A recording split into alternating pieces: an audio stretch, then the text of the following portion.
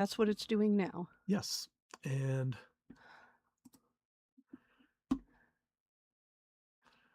all right. And I think we are live. I see the little button up there. Oh, it says we live. are live.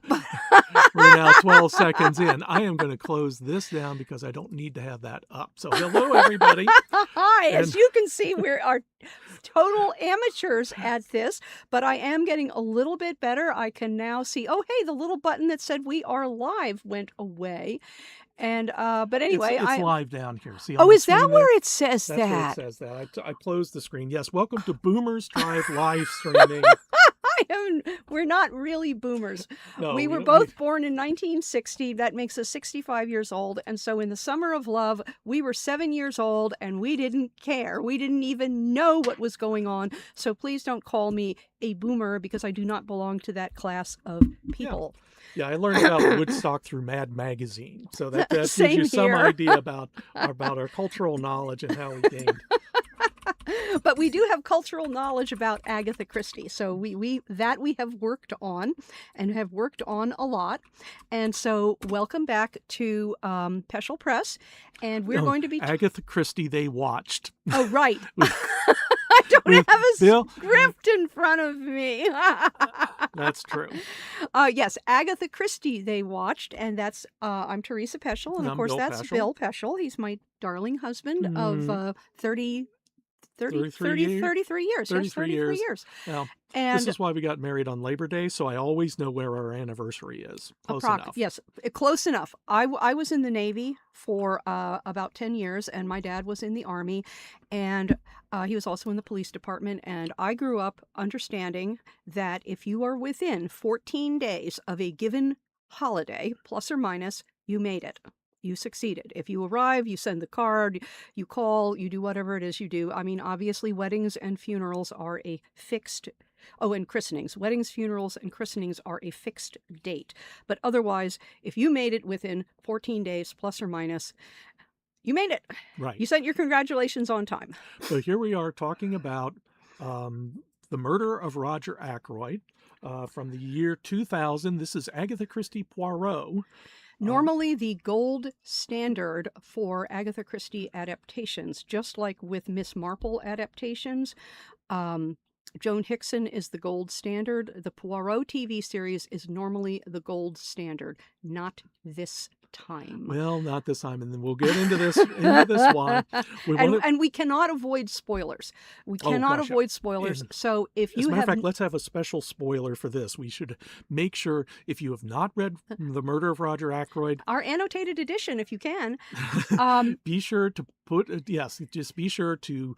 Oh, there it is. Look at that. Yes, go ahead and stop it here. Watch this later. Read the book. We really do mean that. We really do mean this. When we annotated The Murder of Roger Ackroyd, it was Agatha's seminal book. It had been published just before her 11-day disappearance, and if she had driven her Morris Cowley over the edge of the quarry and died, she would still be remembered today for this book. It is so remarkable. And I can see the satellite lag in my picture.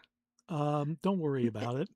Just keep going, dear. Okay, anyway. Don't stare into the camera. The camera stares into your soul. Oh, dear. You lost her. Okay. Let me unplug this and I'll come be right back. No, I'm going back to Agatha Christie. This is such an amazing novel. She really rewrote how mystery novels could be formatted, and she was always trying to change things up, to alter what she did. If you do not read her closely, you think, oh, she writes the same novel over and over. She does not. And The Murder of Roger Ackroyd, she really started doing some really interesting things, particularly with an unreliable narrator. And when we annotate our books, we have our children read them, and they go through and underline everything they don't understand. And dear daughter read this, and she was, oh, it's this person is the murderer, that person is the murderer. And when she reached, she's at the last chapter, and she still hasn't worked it out. And she got to the last paragraph on the last page and she screamed. And then she spent the next 3 or 4 days ranting as she was, oh my God, da, da, da, da, da, da, completely, utterly fooled. Mm-hmm. And that is the genius of this novel. It is also one of Agatha's novels. There are 4 of them. You can only read it once because the second time around, it is so definitive. It is so intense that when you reach the climax, that you won't forget it. I mean, it is entirely possible that if you haven't read, say, Peril at End House in 15 years, you probably won't remember who did it, but you will remember who did it in The Murder of Roger Ackroyd within a couple of pages once you start rereading it. And so you can only read it once. The second time around, you are reading a really different book. And she did 4 of them like that. Endless Night. You can only read that once. And then there were none. You can only read that once. Murder on the Orient Express. Again, you can really only read that once, although that's been filmed and talked about so much that you may already have an idea of where that plot is going. But many people don't. Many people, they come to Agatha Christie, they are as virgin as new fallen snow. They have no idea what to expect. They have been taught their whole lives that she was a this old woman in a print dress and sensible shoes who wrote cozy mysteries, and then they pick up And Then There Were None, or The Murder of Roger Ackroyd, and you discover something completely different. Right. Now, So this is a really remarkable novel. And what happened is that the Poirot TV show, and this is the vagaries of TV, the show was very successful. It ran for a number of years. They were busily filming all of the short stories. let's see, And it ran from, up to this point, because this is, 1989. it started in 1989 and it ran until, excuse me, 1995. Yes.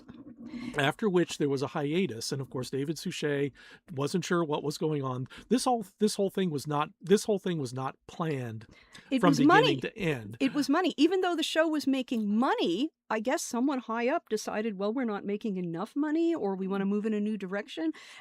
So the show went into hiatus from Yeah. 1995. And of course, and David Suchet in his book, Poirot and Me, talks about this, where he's a working actor, so he goes off and does some other things.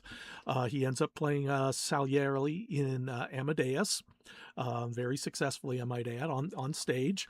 And there finally came about, around 1999, a new deal.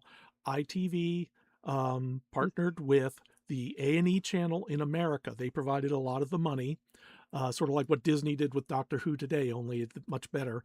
And they decided to do 2 movies. They decided, then with changes. First of all, it was going to be movie length, 2 hours, in fact. Because by this time they had filmed all of the short stories except the Le Mirassier Inheritance, a couple of very minor ones that were rewritten, and the stories that were in The Labors of Hercules. And I still feel that The Labors of Hercules should have been done as a season all by itself with each of the 12 episodes with the overall arc, but they didn't. Yeah. And they did a pretty decent job with the movie trying to cram everything in, but it could have been better.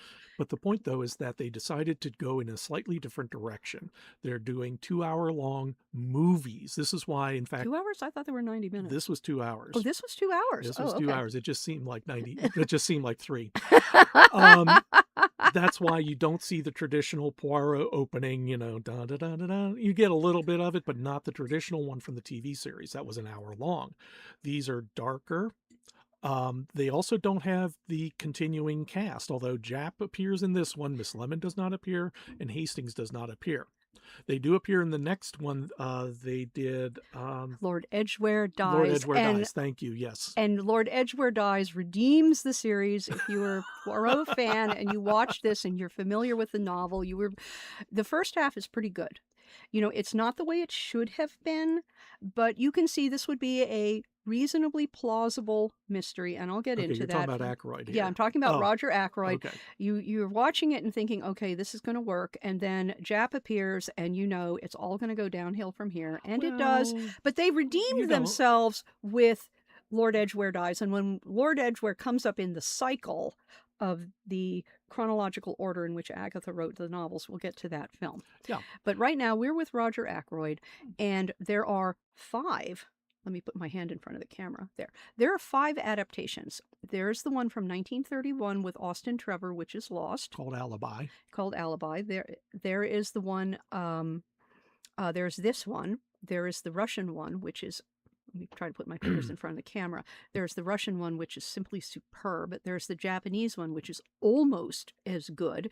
And then there is the odd one out, which is Checkmate. Checkmate, where they squeeze Roger Ackroyd into the larger telenovela. And it's separate enough from the overall arc that you can watch this set of episodes as a unit and have it be somewhat cohesive. Mm-hmm.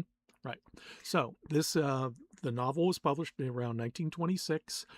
This is the 6th novel Agatha Christie published, along with dozens of short stories along by with now. dozens of short stories, and the first 5 were very well reviewed. They didn't have gangbuster sales, but they earned out, and obviously she was clearly a writer to look for.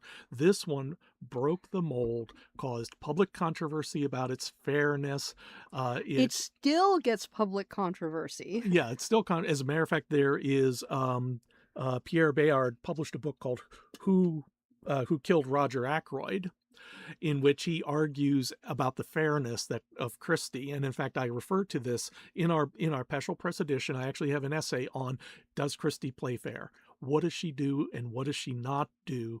In the end is she really goes right up to the line about fairness. But she didn't, obviously. She didn't break the rules, but you had to be very, very careful in how you read the book, because what she omits is as important as what she puts on the page. Absolutely. What she omits is equally important to what she puts on the page. And this is why when you read it the second time around, you can marvel at how cleverly she did it. Yeah. You know, she leads you down the garden path in one direction, and you reach the climax and you realize, oh, I was wrong. I was totally wrong. And then you read it the second time and you can see all those turning points where she leads you this way when what you should do is go that way. Mm-hmm. And I am sure that there are geniuses out there who, as soon as they read by the time they finished the first chapter, they already knew who did it.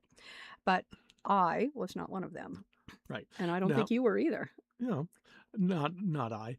The show opens with Poirot entering something akin to a prison, although it's obviously a safety deposit box. Safety deposit box. But there's bars, and he's rooting through the safety deposit box and rooting through various things, and you kind of want to stop there and look at what he's doing, because this is obviously his safety deposit box. Well, maybe not obviously, but it is his, we find out. And he pulls out the journal. And as you know, in Roger Ackroyd, Roger writes the manuscript, basically. No, he doesn't. Dr. Shepard. Oh, sorry, you're correct. Dr. Shepard writes the manuscript that is the story that you're reading. This is narrated from Dr. Shepard's point of view. Yes, but it is Poirot doing the narration. And this is what I want to bring out. This novel is narrated by Dr. Shepard. By this time, when Agatha wrote this novel, she had already sent Hastings off to the Argentine with his Cinderella, and he is apparently trying to run a ranch out on the Pampas and doing about as well as one could expect Hastings to do, but I'm sure his wife is very capable. So Poirot has settled into this little English village, King's Abbot. This is the first of many pseudo-retirements where he decides, oh, I've had enough of the crime and corruption of humanity. I need to go retire to the country, even though he really doesn't like the country. It's messy and muddy and everything like that. And so he goes off to the country. Yes, this is from the Clapham Cook. Was that the Clapham Cook? This is the Clapham Cook. This is from the first episode in this series, and we wanted to show you this just because it's that lack of internal continuity on the part of the scriptwriters. No, don't spoil it. Okay. But yes, he's retiring to the country, and but at the very beginning, of course, he's walking with Hastings here, and as you can see, he's not having a good time here. So to see him now as this gardener, and that's Dr. Shepard, and they're about to meet Parker the butler. And Parker the butler, and this is actually out of the book as well. They used a lot out of the novel. They really used a lot out of the novel in the first half. What I want to complain about is that in the novel, it is narrated by Dr. Shepard. This is a critical point. Dr. Shepard is your trusted narrator. He is your entree into the story. He very quickly becomes Poirot's Hastings substitute. He is the Watson to Dr. Shepherd. And because Dr. Shepherd is narrating everything, you absolutely trust what Dr. Shepherd says, because Poirot seems to trust Dr. Shepherd. Notice I use that little weasel word, seem. But everything that you read says Poirot trusts Dr. Shepherd. It isn't until you reach the conclusion that you realize that very early on, Poirot stopped trusting Dr. Shepherd, and not just because, like Miss Marple, he knows people lie like cheap rugs, but there's a little time gap. There's this suspicious little thing, and Poirot always looks for those little details that don't add up. Now, when you see the Russian version and the Japanese version, they are told from Dr. Shepherd's point of view. And if you have not read the novel, you will be as shocked as dear daughter was when she read the novel. You will be absolutely and utterly shocked at the climax when Poirot reveals all. But here, because Poirot is doing the narration from Dr. Shepherd's journal, you get this. Which you don't realize is Dr. Shepherd's journal. Yes, because you don't see his All name. you All see you is see is journal. But it's also, while he's reading from the journal, he's not quoting from the novel. This is rewritten. There's some similarities. There's a lot of similarities to the novel. Tone is much more cynical, much more dismissive. Although as in the story, he was going to call it Poirot's failure. So Yes. I guess there's still some of that here, but it's a much harsher look at the village and the villagers and the police department than you would get in the book. Than you get in the novel, because remember, Dr. Shepherd is your trusted entree into the world of King's Abbot. Agatha set this up really, really carefully. Yeah.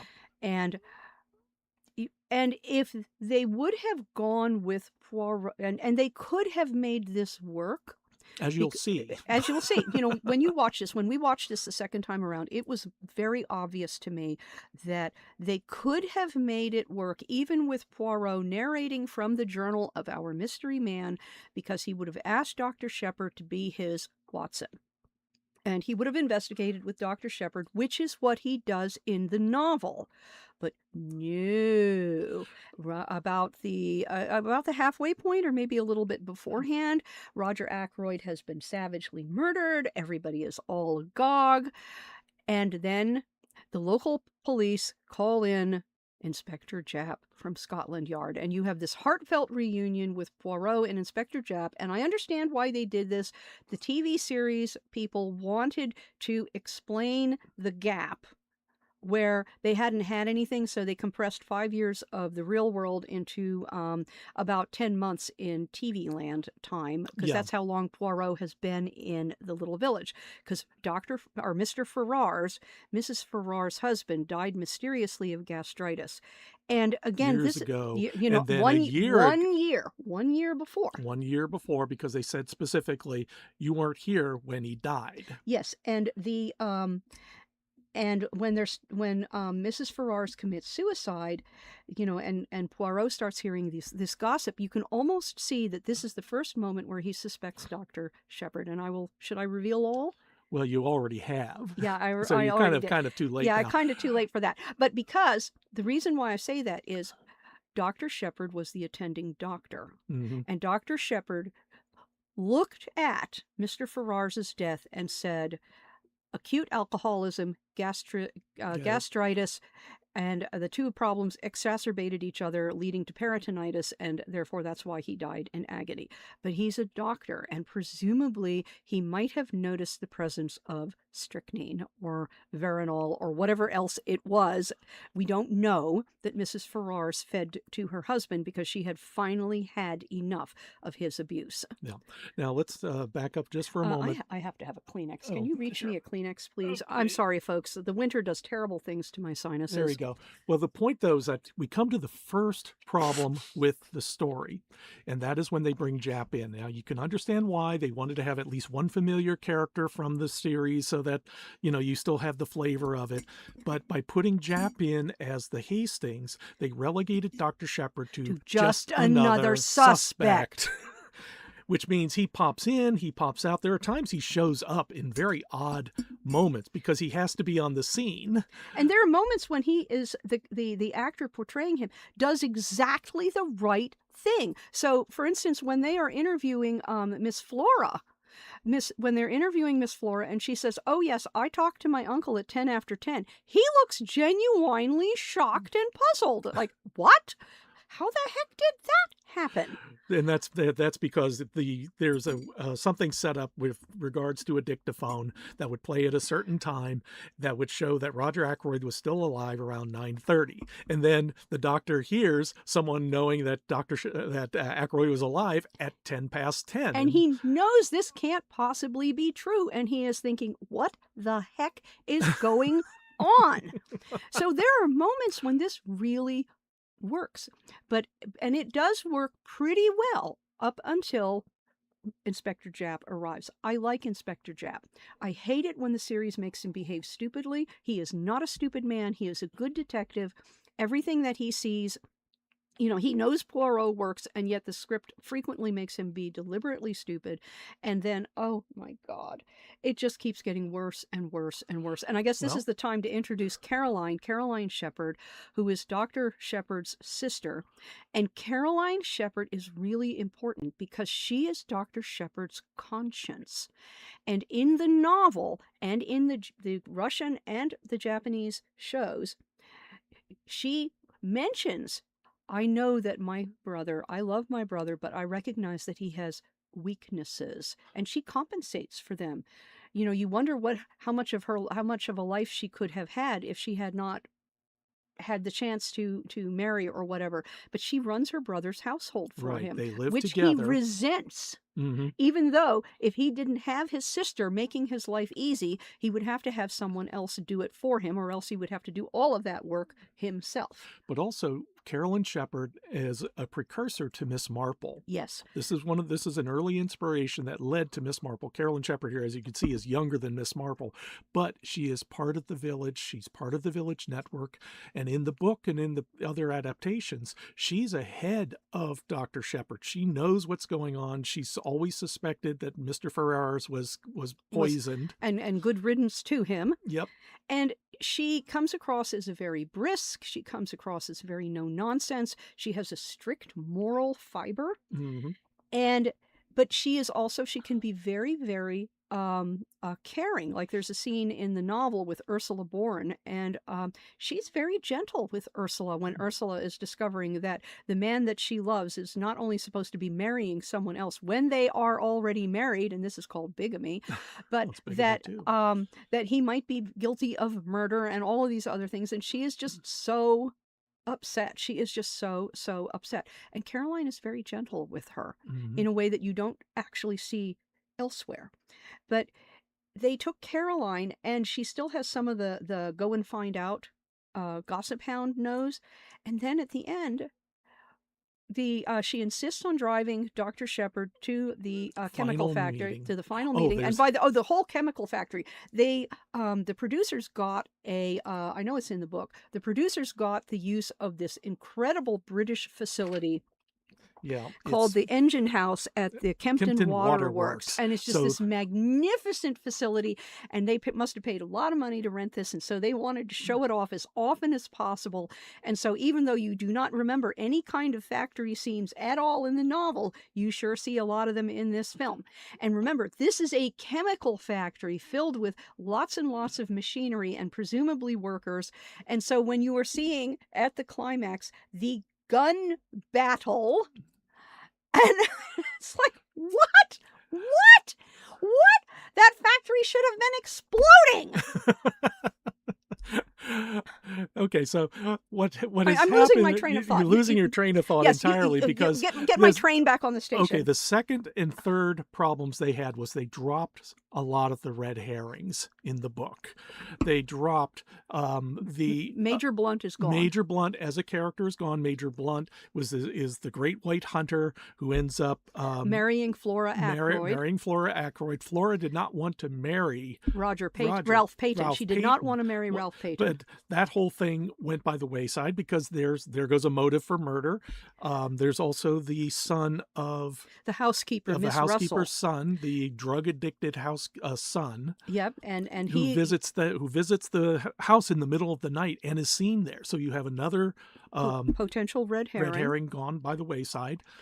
And it was and Parker the butler turned out to be a blackmailer, but here Dr. Shepard murders Parker because he knows too much. He knows too much, and yet what he said is not that Parker knows too much. Parker noticed that the chair was moved. Yeah. And I guess the idea Dr. Shepard was thinking this, and again, it helps for like dummies like me if it's spelled out.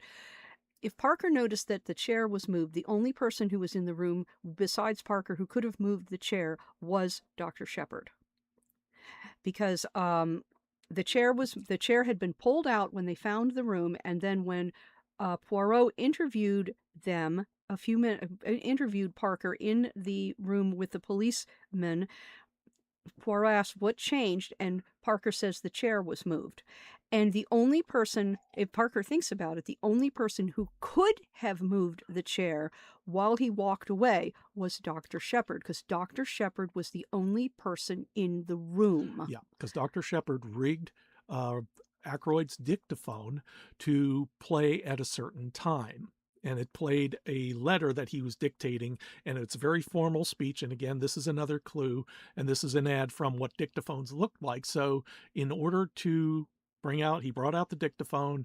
They didn't have that little moment where basically the doctor got the dictaphone because he repairs things. Yes, you do see a little bit of his playing around with stuff. Yeah. Here he is repairing Poirot's travel clock. Right. But it was but Parker didn't need to die, and he certainly didn't need to die by being run over. And then you think, okay, if Dr. Shepard is that concerned about Parker saying something about him, why did he use his own car to run over Parker and then back up and run over him again? Because don't you think that would leave evidence behind on the vehicle? And what, he immediately went to the car wash afterward and had the underbelly There's not cleared? a car wash in King's Abbott. So, if Dr. Shepard is this smart, that was a really stupid thing to do. Well, the clue was already out there. There was nothing more for him to reveal because he already told everybody about the chair. So there was no real reason to kill him except they needed something to fill out the plot. And that's what a lot of this feels like. It's like at the end they decided we got this chemical factory. Let's do a shootout. Okay, how do we get the gun?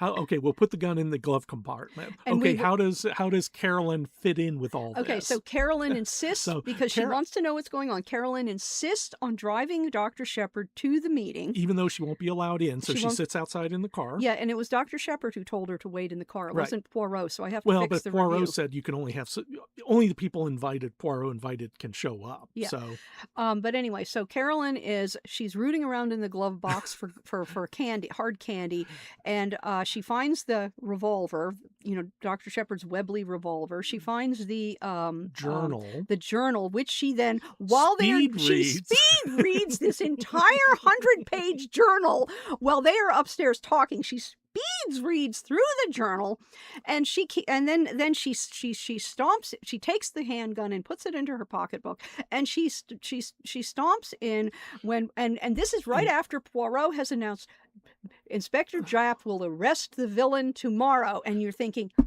because he got a telegram that confirms the evidence and hands it to Japp, and he says, "Will Japp will arrest tomorrow?" It's like, what? No.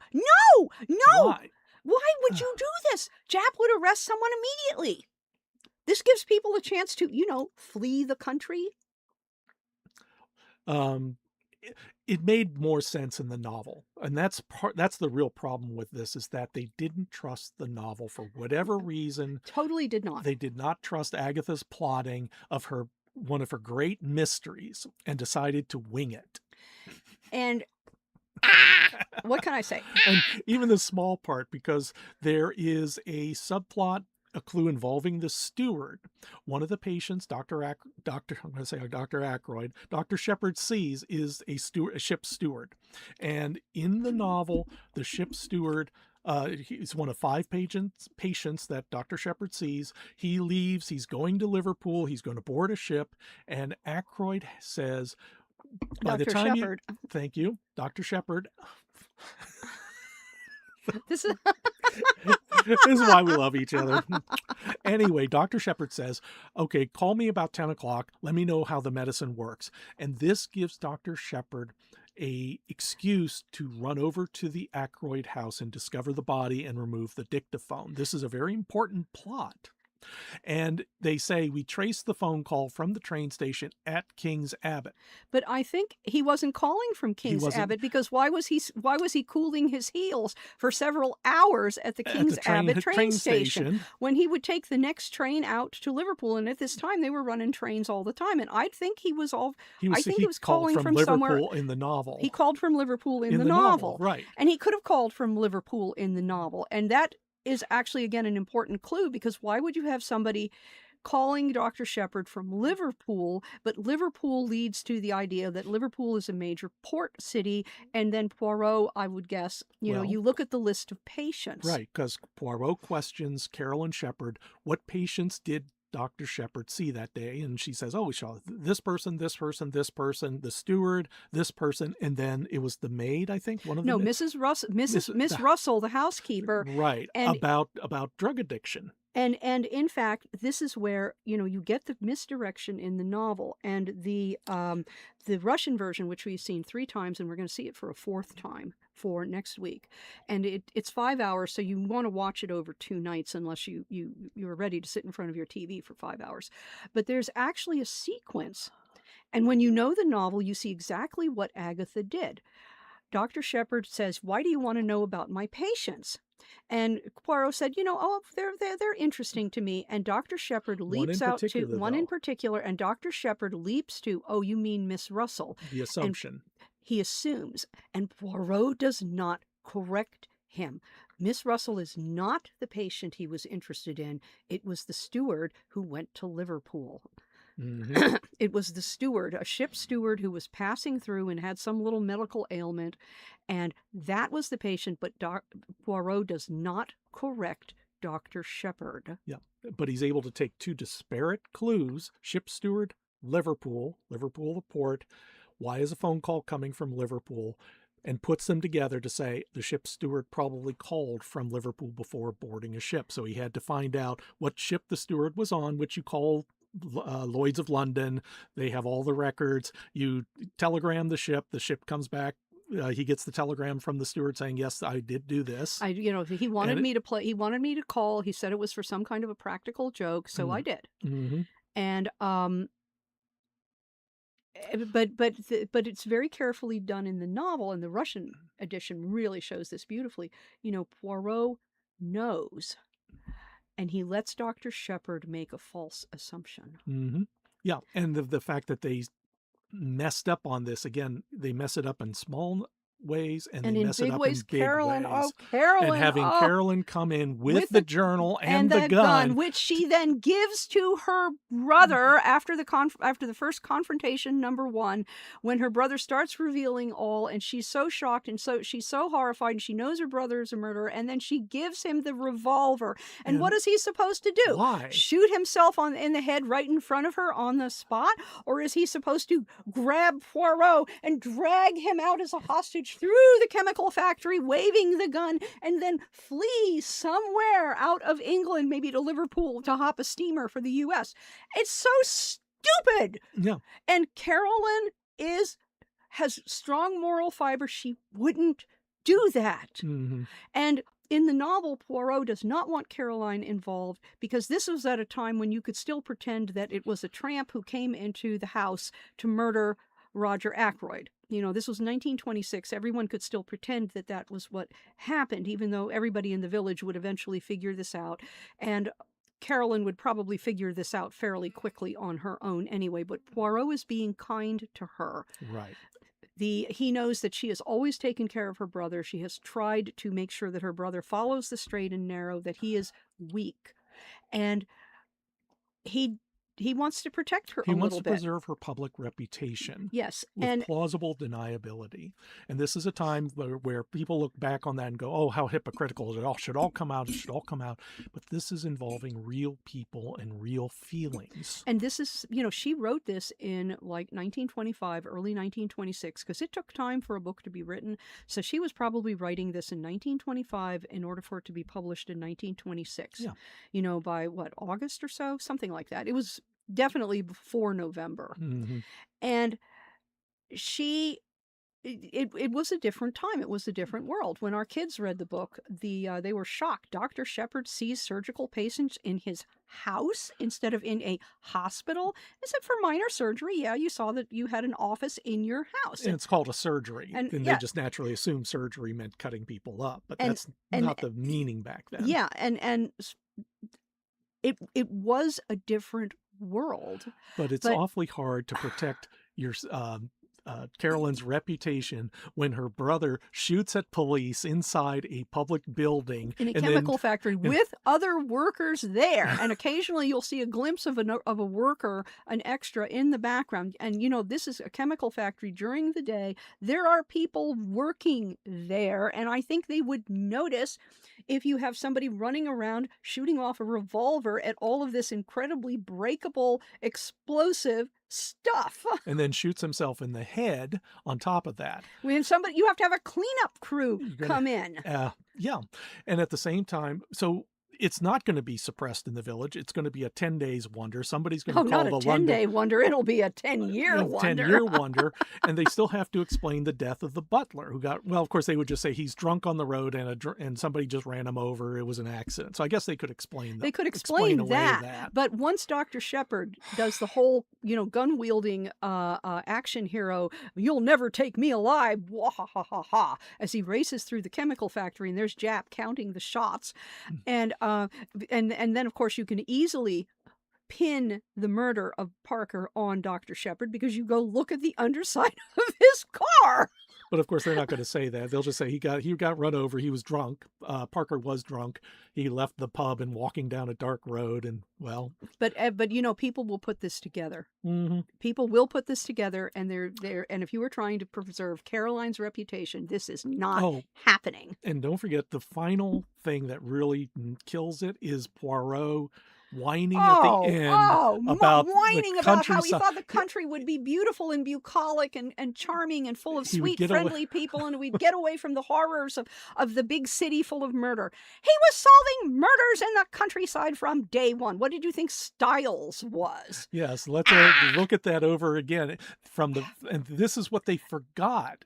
That he doesn't like the countryside. No internal continuity. Yes, he doesn't like the countryside. I mean, in Styles, he solved a murder in the countryside. Yeah, there are numerous places because we talked about the various ones. There was the hunting lodge one out in the Yorkshire. Oh my God, yes. And Murder at Marsden Manor, which is a really good, fun episode, by the way. That one is really absolutely worth watching.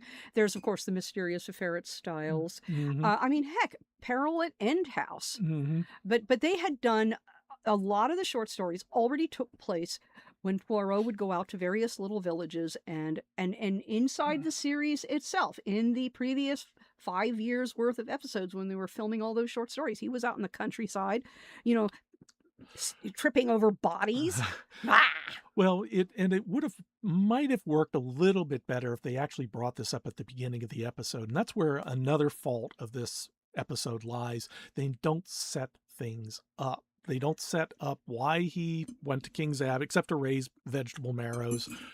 Which is out of the book. He could have just said, I thought about it and decided to move to the countryside. It's so much more bucolic, so much more quiet. And as part of all this, they actually bring him back to Whitehaven Manor. There's a scene in the middle of it. Japp brings him back to Whitehaven Manor, or Poirot takes him back. And it turns out he still owns the apartment. He still owns the apartment. Everything's under sheets. And he is still paying the rent, and he has ghosts there in the apartment. And you're thinking, Ghosts of what? I Ghosts mean, of what? I really? mean, Miss all of the Lemon? Miss Lemon, Hastings, all the cases you failed to solve. There aren't any ghosts like that. All the You times he gets solved called, like everything. in Murder on the Links, all the time he gets called to rescue somebody and they're already dead by the time he But he gets there. solves the murder, so he gets justice for I'm these too late. families. So, what ghosts in the machine is he trying to put down? And And I don't know. oh, They oh, tried and to then be that serious. whininess at the end about, oh, the country is so as evil as the city. It's like he already knew this. Mhm. Oh, Well, oh, let me just go oh. ahead and end this. I want to have a particular quote from Oh, you do? Oh, well, it has Poirot and been me. going on 40 It's minutes, so going on okay. 40 minutes, but this is what David Suchet himself had to say In his about it. memoir. Very In his worthwhile memoir, reading. If you like the Suchet TV series, you should get David Suchet's memoir mhm, because he talks a lot about the series, about it. Poirot and Me, totally worth your time to read. yeah, I had the highest hopes for our new Roger Ackroyd. The story was terrific. The location was excellent. The sets were good. The cast strong. All's true. And yet somehow, after we had finished, I felt it lacked something. I am not sure exactly why. Perhaps it had something to do with my expectations being too high. No, bad script. The denouement with it was exciting and unexpected. And boy, he's right on. Well, He's he was right about that. unexpected. Unexpected is Watching a right. 65-year-old man running around a Waving, factory waving waving a a gun. revolver. I don't know about exciting. In fact, all of them were, because after all, Poirot can't run because he's wearing the fat suit. So Well, he never ran anyway. he never ran anyway. It should have been marvelous, but somehow there was something missing. Yes, And good plotting, intelligent plotting, following the novel. That was what was missing. yeah, But of course, when you film something, the actors can't see what they're going to do in editing. They don't know necessarily that what is going to be put together in the editing room, how they're going to add music, how they're going to pace it properly. When when books are filmed, you're filming it in bits and pieces, a scene here, a scene there. They're filmed out of order. The cast really doesn't know how it's going to look until it is put together. yeah. And it shows in a way that actors are good, can be good at characters. Good actors, they embody a character. He even talks Totally. about getting into the Poirot character after 5 years. Well, actually, it was about 3 years or so. He discovered he was stiff. He had to watch previous episodes. He had to kind of get himself back into the character and feel comfortable Because he is such inside a Poirot. professional. He is a David professional, Suchet is and such a it's a professional. great credit to him as an actor. It does not necessarily mean they know story. And they have particularly mystery stories, which do rely on setup, Misdirection. payoff, misdirection, clues. So you can do this and pay attention to your character and be Poirot. And The script still screws you up. the scripts, as we have Wait till seen, we get to Appointment with Death. oh, Oh, that'll be God. fun. That'll be fun. So, speaking of, now that we've reached the end, what is up next? Okay, what's coming up next is the Russian Roger Ackroyd with Konstantin Raikin. He only made one Poirot film, one Agatha Christie film that we know of, and it is absolutely stellar.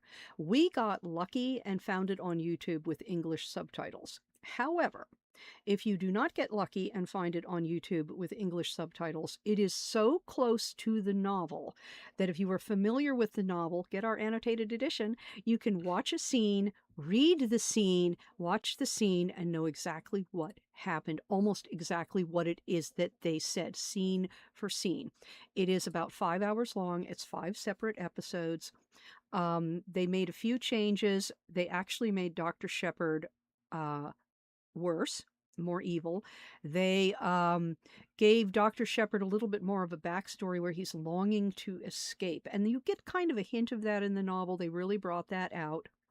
And they added the oddity of, at the opening and closing credits of each of the episode, you hear the radio clip from the Orson Welles radio broadcast of The Mystery of Roger Ackroyd. Now, because this is a Russian presentation, even though everyone is speaking Russian, the names match, the settings match. It is really astonishing. It doesn't quite look English. It's hard to say. There's just something about the hairstyles, the clothing. It's not The buildings. the buildings. It's not quite right, but it is utterly faithful to the text, absolutely faithful to the text. Every single named character is there.